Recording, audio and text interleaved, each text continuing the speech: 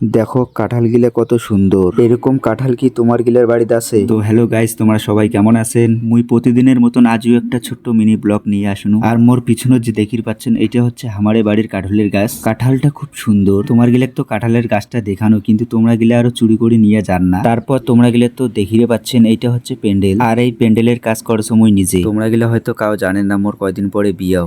বর্তমান যে টাকা পয়সার অভাব তার জন্য মুই নিজে কাজ করছো। প্যান্ডেলের কাজ করি মুই সুতুলি দিয়া, তার জন্য এটা সুতুলি আনি থুসু। তো গাইস তোমরা গেলে হয়তো সবাই ভাবেছেন যে এটা আরো কেমন প্যান্ডেল। আসলে এটা কোনো প্যান্ডেল না হয়, এটা হচ্ছে এখন জাঙ্গি। আর তোমরা গেলে কি ভাবিছেন মোর বিয়ার প্যান্ডেল। ভবিষ্যতে মোর বিয়ে হবে কি হবে না এটা মুই নিজেও জানো না, কারণ চেংড়ি মানুষ মোক পছন্দই করে না। পছন্দ যদি করি থাকিলে তাহলে মোর কতদিনে বিয়ে হয়ে গেলে। তো ফাইনালি গাইস সুতুলি টাঙ্গা একদম কমপ্লিট। একটা কথা তোমার গেলে তো কোবারে ফর্ম নাই, এইখান কিসের জাঙ্গি? এইখান হচ্ছে ঝিঙ্গা আর গেরার জাঙ্গি। তবে এলে বেসবার জন্য না হয়। তো কারো যদি খাওয়ার ইচ্ছা থাকে তাহলে মোক কন মুই অনলাইনে পাঠিয়ে দিম। সো ফাইনালি গাইস জাঙ্গির কাজ শেষ করিয়া চলে এসুন মুই বাড়ি। মুই জামেলা গোসল করি চলে এসুন মুই টাইম কলের বগল। আর এই টাইম কলটা জেলাতে কি হয়েছে, মুই তো বাড়িত গোসল করাই বন্ধ করে দিছু। সো গোসল করিয়া মুই চলে এসুন বাড়ি। আর তোমরা গেলে তো শুরুতেই দেখছেন কাঁঠালের গাছ। ওই কাঁঠালে সবজি দিয়ে মুই খামেলা ভাত।